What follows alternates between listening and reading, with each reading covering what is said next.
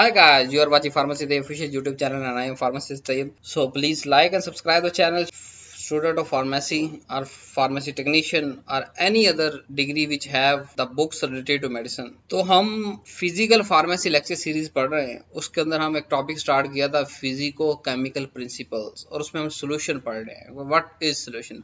एक लंबा चौड़ा टॉपिक था तो मैंने इसलिए आपकी आसानी के लिए लेक्चरों में डिवाइड कर दिया है. जो है पहले सिंपल जो है वो आपको इंट्रोडक्शन दिया है सोल्यूशन का, उसका बेसिक बताया, कंसंट्रेशन एक्सप्रेशन दी है, फिर पार्टीशन कोफिशिएंट. ये तीनों लेक्चर अलग अलग अवेलेबल है, यानी कि लेक्चर नंबर 8, 7 और 6 सारे अवेलेबल हैं इसी यूट्यूब चैनल पे. अभी उसका नेक्स्ट पार्ट यानी सोल्यूशन का next part, second last part, इसके बाद एक और लेक्चर सोल्यूशन का आएगा, फिर हमारा सोल्यूशन का टॉपिक कंप्लीट हो जाएगा. तो लेक्चर नंबर 9 आज पढ़ने जा रहे हैं ideal versus real solution. Ideal solution क्या होता है, रियल सोल्यूशन क्या होता है और इसकी प्रॉपर्टीज और जो है वो हमारी किस तरह जरूरी है हमारे लिए. तो हम आज सब हेडिंग देख लेते हैं. हमारी सब हेडिंग क्या क्या है जी. पहले हमारी सब हेडिंग है कि आइडियल सोल्यूशन के बारे में देखेंगे, उसका बिहेवियर प्रॉपर्टी देखेंगे, रियल सोल्यूशन के बारे में देखेंगे, राउट्स लॉ देखेंगे, एस्केपिंग टेंडेंसी है, फ्री एनर्जी है, हेनरी लॉ है, गैस सोलेबिलिटी है एंड हेनरी लॉ की एप्लीकेशंस वगैरह हम जो है वो अच्छे से देखेंगे. नेक्स्ट चलते हैं, what is the ideal solution. The solution in which there is no change in the property of component is ideal solution. मतलब सोल्यूशन किस चीज से बना, सोल्यूट और सॉल्वेंट से. जब हम सोल्यूट और सॉल्वेंट को इकट्ठा मिक्स कर दें और उनकी जो प्रॉपर्टीज हों, यानी उनका जो वेपर प्रेशर है, उनका बॉइलिंग पॉइंट है, उनका फ्रीजिंग पॉइंट, वो चेंज ना हो, यानी सोल्यूशन बनने के बाद सोल्यूशन के कंपोनेंट्स का उनकी जो प्रॉपर्टीज हैं वो चेंज ना हो. कौन कौन सी, बॉइलिंग, फ्रीजिंग, वेपर प्रेशर, ये तीनों प्रॉपर्टी अगर चेंज ना हो सोल्यूशन बनने के बाद, उसको उस सोल्यूशन कहते हैं हम आइडियल सोल्यूशन. या हम दूसरे लफ्जों में कहते हैं कि यार आइडियल सोल्यूशन वो सोल्यूशन है जो राउट्स लॉ को बड़ा ऑल कंडीशन के ऊपर फॉलो करता है. यानी हम टेम्परेचर थोड़ा वेरिएट भी कर रहे हैं तो उस टेम्परेचर पे भी फॉलो कर रहे हैं, हम वेपर प्रेशर उसका कम ज्यादा हो रहा है तो उस पर भी वो फॉलो कर रहे हैं. तो ऐसा सोल्यूशन जो स्ट्रिक्टली ओबे करे राउट्स लॉ को ऑल कंडीशन पे, उसको भी आइडियल सोल्यूशन कहते हैं. अब क्या सवाल पैदा होता है, क्या ऐसा सोल्यूशन इस दुनिया फानी के अंदर पाया जाता है कि नहीं पाया जाता. तो इस दुनिया फानी के अंदर ये सोल्यूशन नहीं पाया जाता. ये सिर्फ एक आइडियल कंडीशन आपको पढ़ाई गई है ताकि आपको पता चले हम मैक्सिमम किस लिमिट तक जा सकते हैं. यानी अगर हमारे पास हर चीज सूटेबल हो जाए, हर कंडीशन सूटेबल हो जाए तो मैक्सिमम लिमिट हमारी आइडियल सोल्यूशन. तो ये थ्योरेटिकल बुक किताबों के अंदर तो हम इसको पढ़ सकते हैं, लेकिन प्रैक्टिकली ऐसा कोई सोल्यूशन नहीं है जिसको आप आइडियल कह सके. In the ideal solution there is only change in concentration of solution. Actually होता क्या है कि इसमें हम सिर्फ कंसंट्रेशन ऑफ सोल्यूशन जो है वो चेंज कर रहे होते हैं, बाकी इसकी कोई प्रॉपर्टी जो है चेंज नहीं हो रही होती. अब आइडियल सोल्यूशन की प्रॉपर्टी पढ़ते हैं कौन कौन सी. सबसे पहले फॉलोइंग और सम इंपॉर्टेंट प्रॉपर्टी. पहली है कि जब हम आइडियल सोल्यूशन बना रहे हैं यानी सोल्यूट और सॉल्वेंट को मिक्स कर रहे हैं तो सिर्फ क्या होगा, कंसंट्रेशन चेंज होगी, यानी डिल्यूट या कंसंट्रेटेड होती जाएगी, यानी कि चेंज इन कंसंट्रेशन. यानी और सॉल्वेंट डाल देंगे तो डिल्यूट होगा, सोल्यूट और डाल देंगे वो कंसंट्रेटेड होता चला जाएगा. तो सिर्फ जो है वो कंसंट्रेशन चेंज हो रही है, बाकी कोई प्रॉपर्टी चेंज नहीं हो रही. फिर जब हम कंपोनेंट को मिक्स करते हैं यानी सोल्यूट और सॉल्वेंट आइडियल सोल्यूशन बनाने के लिए मिक्स करते हैं तो ना हीट इवॉल्व होती है ना अब्सॉर्ब होती. तो हीट का कोई चेंज नहीं आता, ना इवॉल्व होती है ना अब्सॉर्ब होती. तो जो टोटल वॉल्यूम है, जैसे हमने 3 कंपोनेंट लिए, V1 मतलब एक सोल्यूट लिया, V2 दूसरा सोल्यूट लिया, V3 एक सॉल्वेंट लिया हमने, ठीक है. इन तीनों को जब मिक्स किया मतलब 10-10 ml ये थे तो टोटल हमारे पास 30 ml आ गया.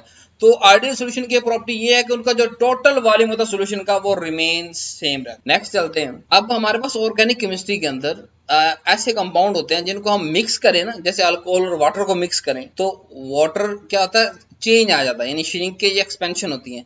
जबकि आइडियल सोल्यूशन के अंदर ऐसा कुछ नहीं होता. मिसाल 3, 4, 6, 10, 12 कंपोनेंट्स हमने अगर उसको मिक्स किए ना आइडियल सोल्यूशन के, तो वो हमारे पास जो है वो उसमें ना कोई श्रिंकेज होगी वॉल्यूम की, यानी 30 ml है, 10 30 ml है तो 30 ही रहेगा, 25 नहीं होगा. तो ना श्रिंकेज होगी ना एक्सपेंशन होगी, बढ़ेगा भी नहीं. अब मॉलिक्यूल का साइज भी नहीं बढ़ेगा और वॉल्यूम भी नहीं बढ़ेगा. अब जो प्रॉपर्टी है, कॉन्स्टिट्यूटिव प्रॉपर्टी आइडियल सोल्यूशन की, वो जो प्योर कंपोनेंट थे उनकी एवरेज प्रॉपर्टी है. कॉन्स्टिट्यूटिव प्रॉपर्टी आइडियल सोल्यूशन की क्या है, कॉन्स्टिट्यूटिव प्रॉपर्टी आइडियल सोल्यूशन की ये है कि वो एवरेज प्रॉपर्टी है.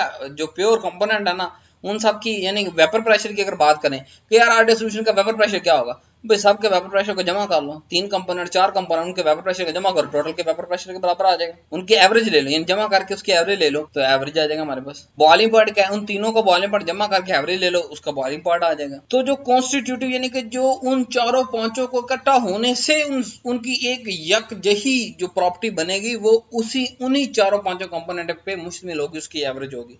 ये आइडियल सॉल्यूशन की प्रॉपर्टी है। अब आइडियल सॉल्यूशन बनाने के लिए हमें जो है ना वो सिमिलर कंपाउंड मिक्स करने हैं। जैसे मेथनॉल और एथेनॉल एक ही क्लास से हैं, जैसे बेंजीन और टोल्यूइन एक ही क्लास से हैं, जैसे मेथनॉल और वाटर इसको भी मिक्स करें। इस तरह अगर हम अट्रैक्टिव फोर्स की बात करें, यानी आइडियल सॉल्यूशन की कॉन्स्टिट्यूटिव प्रॉपर्टी, यानी जो कॉन्स्टिट्यूएंट है आइडियल सॉल्यूशन के, जो कॉन्स्टिट्यूएंट है जिनसे आइडियल सॉल्यूशन बना हुआ है, उसकी जो अट्रैक्टिव फोर्स थी वो यूनिफॉर्म है। यानी कि मेथनॉल अलग था, एथेनॉल अलग था। जब मेथनॉल एथेनॉल दोनों इकट्ठे हमने कर दिया ना, तो वो आपस के अंदर जो है वो उन्होंने अट्रैक्शन फोर्सेस बनाना शुरू कर दी और वो बराबर हैं। यानी जैसे मेथनॉल के मॉलिक्यूल के दरमियान, इसी तरह मेथनॉल एथेनॉल के मॉलिक्यूल के दरमियान भी है, यानी कि बिटवीन टू डिफरेंट मॉलिक्यूल भी अट्रैक्टिव फोर्सेस सेम है, सेम के अंदर भी।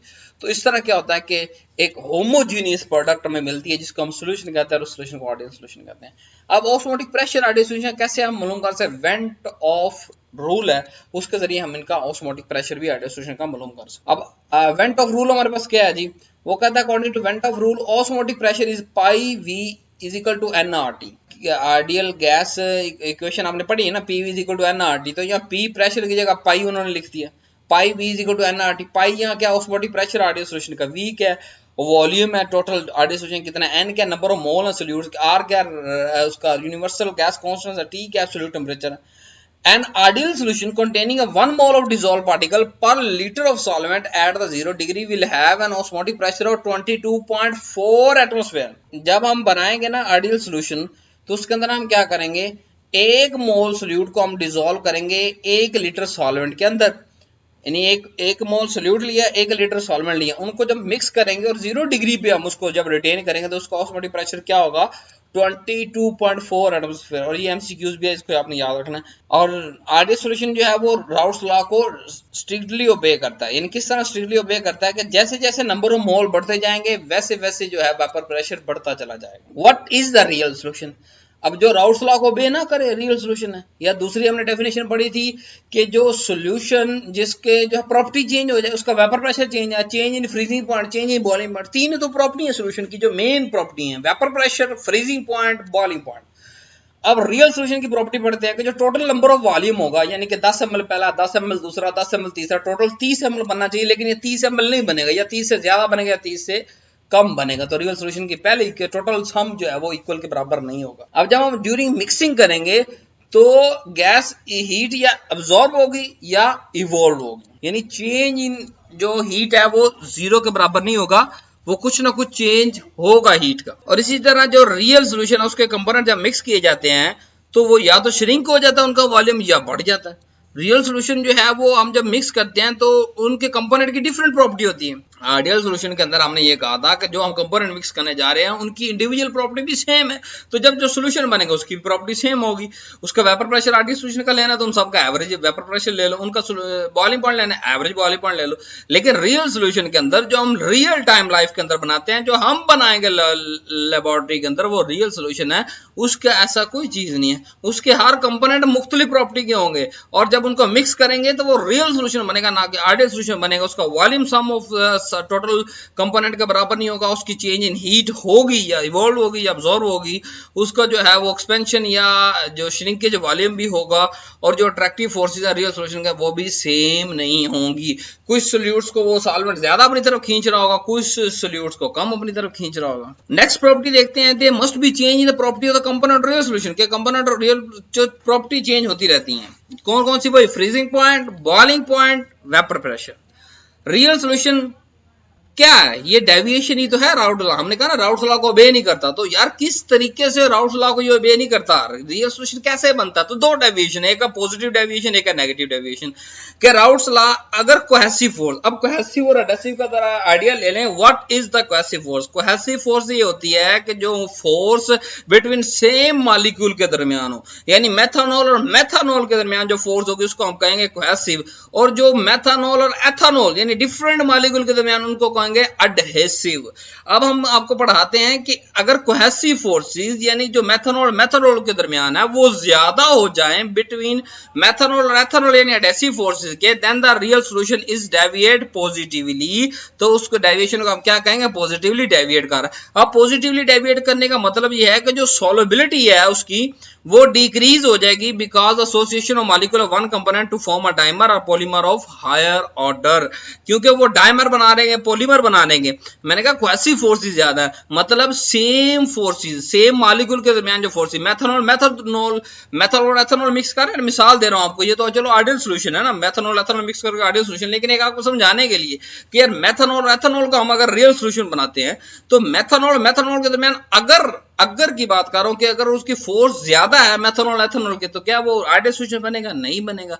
तो वो पॉजिटिवली डेविएट करे। पॉजिटिवली डेविएट का मतलब क्या है कि उसकी सॉल्युबिलिटी जो है, सोल्यूट की सॉल्वेंट के अंदर सॉल्युबिलिटी वो है डिक्रीज हो जाएगी, क्योंकि सोल्यूट के मॉलिक्यूल आपस में ही नहीं छोड़ रहे। जो सोल्यूट के दो मॉलिक्यूल हैं वो आपस में थोड़ा सा जुदाइयां डालेंगे तो वो सॉल्वेंट के साथ जाके कुछ ना कुछ एसोसिएशन क्रिएट करेंगे। तो अब दूसरी देखते हैं, वो होता है नेगेटिवली डेविएट। उसके अंदर क्या होता है, जो एडहेसिव फोर्सेस हैं यानी मुख्तलिफ मॉलिक्यूल्स, यानी कि मेथनॉल एथनॉल की मिसाल है मैं आपको दे रहा हूं। लेट्स सपोज मेथनॉल एथनॉल अगर रियल सॉल्यूशन बनाते हैं तो वो जो दो डिफरेंट मॉलिक्यूल के दरमियान फोर्स होगी, यानी सोल्यूट और सॉल्वेंट के दरमियान फोर्स होगी, वो बहुत ज्यादा हो जाएगी। सोल्यूट और सॉल्वेंट मॉलिक्यूल के दरमियान यानी एडहेसिव फोर्स ज्यादा हो जाएगी। कौन से कोहेसिव फोर्स के? तो रियल ये नेगेटिवली डेविएट करेगा, मतलब सॉल्युबिलिटी बढ़ जाएगी। यानी अब सोल्यूट सॉल्वेंट के साथ ज्यादा एसोसिएट हो रहा है। जब सोल्यूट सॉल्वेंट के साथ ज्यादा एसोसिएट होगा तो ज्यादा सोल्यूट सोल्युबल हो जाएगा। जब ज्यादा सोल्यूट सोल्युबल हो जाएगा हम क्या कहेंगे, सॉल्युबिलिटी बढ़ गई। और इसने राउट्स लॉ को नेगेटिवली डेविएट किया कि सॉल्युबिलिटी इसकी बढ़ गई। और पहली केस के अंदर क्या हुआ था, कोहेसिव फोर्सेस ज्यादा थी, यानी सेम मॉलिक्यूल के दरमियान फोर्सेस ज्यादा थी, डिफरेंट के दरमियान यानी सोल्यूट और सॉल्वेंट के दरमियान फोर्सेस ज्यादा थी, सोल्यूट और सॉल्वेंट के दरमियान फोर्सेस कम थी। जब सोल्यूट और सॉल्वेंट के दरमियान फोर्सेस कम होंगी तो सोल्यूट सॉल्वेंट का सोल्युबल होगा नहीं होगा, वो पॉजिटिवली डेविएट करेगा और सोल्युबिलिटी क्या हो जाएगी, डिक्रीज हो जाएगी। अब मिसालें भी साथ साथ लेते जाएं तो पॉजिटिव डेविएट की अगर बात करें तो उसमें हमारे पास मिसाल है एसीटोन और water, benzene and ethyl alcohol, ethanol and water, ठीक है। और इसी तरह अगर हम बात करें उसकी नेगेटिवली डेविएट की, वो हमारे पास वाटर और HCl, एसीटोन और क्लोरोफॉर्म, ये सारे जो कंपोनेंट सॉल्यूशंस हैं ये नेगेटिवली डेविएट करते हैं और रियल सॉल्यूशन है। What is the Raoult's law? What is the Raoult's law? What is the Raoult's law? Raoult's law क्या एक्सप्लेन करता है? जो सोल्यूशन का बिहेवियर उसको एक्सप्लेन करता है कि यार वेपर प्रेशर कितना ज्यादा होगा, वेपर प्रेशर किस पे डिपेंड करता है। तो Raoult's law ये कहता है कि बिहेवियर ऑफ सोल्यूशन को हमें समझाता है किस बेस पे कि vapour pressure and mole fraction of each component of solution के जो वेपर प्रेशर है ना पूरे सोल्यूशन का, वो हर जो मोल फ्रैक्शन मौजूद है हर कंपोनेंट का उस पर डिपेंड करता है। कहता है the partial pressure of each component, हर कंपोनेंट का जो पार्शियल प्रेशर है is equal to the product of vapour pressure of the component in pure form and its mole fraction. कहता जी अब हमने तीन चीजें ली, दो सोल्यूट ले ली, एक सॉल्वेंट ले लिया, उसको मिक्स कर लिया। अब हमने इस पूरे सोल्यूशन का वेपर प्रेशर मालूम करना है। तो वो कहता है जी कि पहले इंडिविजुअल वेपर प्रेशर निकालो। इंडिविजुअल वेपर प्रेशर किसके बराबर होगा कि उसका जब वो प्योर फॉर्म में था तब उसका पी नॉट क्या था, यानी प्योर फॉर्म में उसका वेपर प्रेशर क्या था, मल्टीप्लाई कर दो आप उसको उसके मोल फ्रैक्शन के, एक मोल है, दो मोल वो सोल्यूट डाला, तीन मोल हमने डाला, तो वो इस एक इंडिविजुअल का आ गया हमारे पास क्या कहते हैं पार्शियल प्रेशर। इसी तरह दूसरे सोल्यूट का कि वो जो दूसरा सोल्यूट प्योर फॉर्म में कितना वेपर प्रेशर था उसका और उसके मोल कितने मोल हमने डाले उनको मल्टीप्लाई कर दो, वो दूसरे कंपोनेंट। इसी तरह अगर तीसरा हम लेंगे तो तीसरे कंपोनेंट प्योर फॉर्म में वेपर प्रेशर कितना था और उसके हमने मोल कितने डाले उसको मल्टीप्लाई कर दो। तो इस तरह हम तीनों का सम अप करके इज इक्वल टू हमारे पास सोल्यूशन का आ जाएगा, एवरेज ले लेंगे उसकी। तो P is equal to P not X, P not is a pure form में उस कंपोनेंट का क्या था एक्स, उसका जो हम कितने मोल हमने डाले हैं, P जो है पार्शियल उस कंपोनेंट का पार्शियल प्रेशर है। सोल्यूशन जो ओबे करता है राउल्ट्स लॉ को उसको कहते हैं आइडियल सोल्यूशन, जो ओबे नहीं करता पॉजिटिवली या नेगेटिवली डेविएट करता है उसको हम कहते हैं रियल सोल्यूशन। अब बिहेवियर ऑफ आइडियल सोल्यूशन कैसे हम कहते हैं, हमने कहा जी कि the solution in which the adhesive and cohesive are same, के सोल्यूट और सोल्यूट सॉल्वेंट के दरमियान जो फोर्सेस है वो बराबर। एडेसिव का मतलब सोल्यूट और सॉल्वेंट के दरमियान फोर्स, कोहेसिव का मतलब सोल्यूट और सॉल्वेंट के दरमियान कोहेसिव। तो अगर वो बराबर है तो वो सोल्यूशन क्या आइडियल सोल्यूशन कहलाएगा। एग्जांपल लेते हैं कि दो कंपोनेंट है, बेंजीन है, इथाइलिन क्लोराइड है। अकॉर्डिंग टू राउट्स लॉ ये कहता है कि जो पार्शियल प्रेशर बेंजीन का है और इथाइलिन का वो कैसे मालूम कर सकते हैं, पीबी यानी बेंजीन का वो उसका प्योर फॉर्म में क्या था, बेंजीन का प्योर फॉर्म में वेपर प्रेशर क्या था, मल्टीप्लाई बाय उसका मोल कितने डालें। इसी तरह इथाइल क्लोराइड का उसका प्योर फॉर्म में वेपर प्रेशर कितना था, मल्टीप्लाई बाय उसका जो है कितने मोल हमने डाले।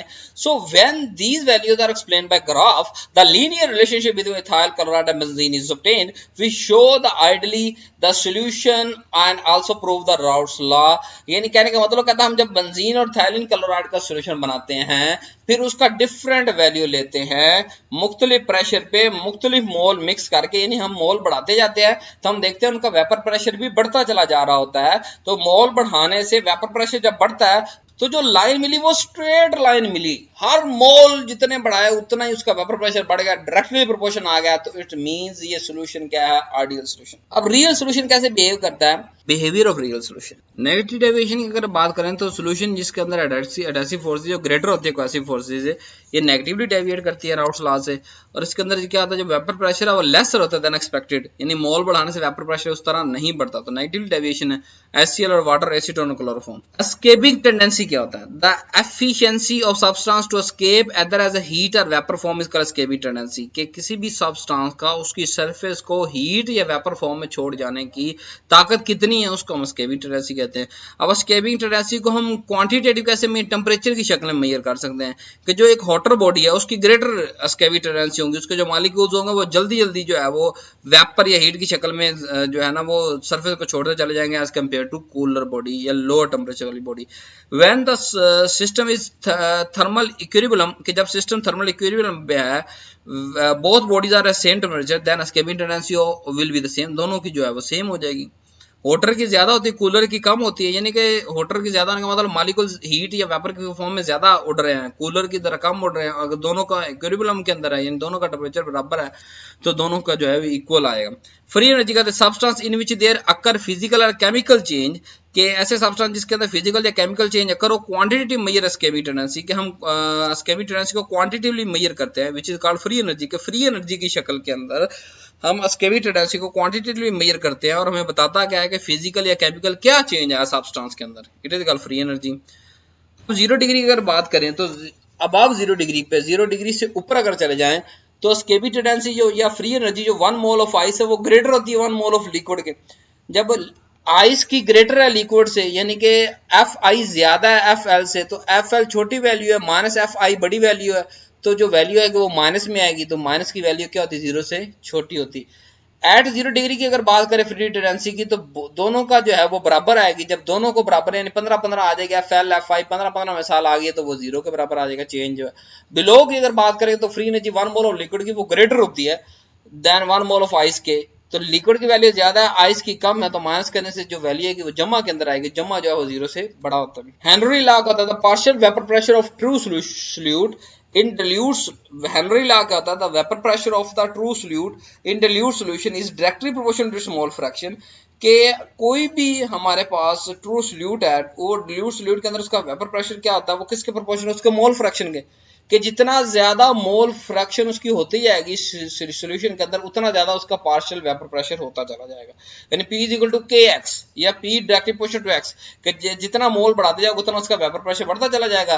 कांस्टेंट्स को हमने खत्म किया तो K लगा दे, P is equal to KX, P vapour pressure of solute, X mole fraction, K constants. The vapour pressure of solute is very small because the solute molecule has very little escaping tendency बड़ी कम होती है, तो इसलिए बहुत small होता है। Gas solubility या हेनरी लॉ कहते हैं the amount of gas dissolve will follow generally the Henry law, कि जब हम किसी गैस को लिक्विड के अंदर डिसॉल्व करते हैं ना तो वो हमारे पास हेनरी लॉ को फॉलो करता है। The weight of gas dissolve by given amount of liquid at given temperature is proportional to its vapour pressure, कि हमने जो गैस है, वेट ऑफ गैस है, उसको डिसॉल्व किया bye given amount of liquid, कि एक लिक्विड हमारा मसाला 1 लीटर हमारे पास लिक्विड है, उस एक गिवन अमाउंट ऑफ लिक्विड के अंदर जो हम गैस डिसॉल्व करेंगे बाय वेट, कितने ग्राम हमने गैस डाली है, इस प्रोपोर्शन टू वेपर प्रेशर, वो उसके वेपर प्रेशर के प्रोपोर्शन होगी कि जितनी ज्यादा गैस जो है वो डिसॉल्व हो जाएगी उतना ज्यादा उसका क्या होगा, वेपर प्रेशर होगा। The extent to which the gas is dissolve in liquid is express the solubility coefficient, the volume of gas dissolve by 1 volume of liquid under a pressure of 1 atmosphere. हम 1 ग्राम जो है वो 1 ग्राम gas 1 ml के अंदर dissolve कर रहे हैं तो उसका जो वेपर प्रेशर होगा वो अंडर 1 एटमॉस्फेयर प्रेशर होगा। एप्लीकेशन इसकी क्या है कि Henry law is applied to the solubility of the gas and Raoult's law किसके लिए एक्सप्लेन करता है, वो applied to the solvent in the dilute solution are real liquid pairs. तो हेनरी लॉ में गैस की सॉल्युबिलिटी बताता है और राउट्स लॉ जो हमें सॉल्वेंट को बताता है कि उसके अंदर डिल्यूट सॉल्यूशन या रियल सॉल्यूशन कैसे उसको फॉलो करते हैं। Henry and Raoult's law become identical, ये दोनों एक वक्त में सेम हो जाते हैं। कब सेम होता है, जब पार्शियल प्रेशर की बात आ रही होती है।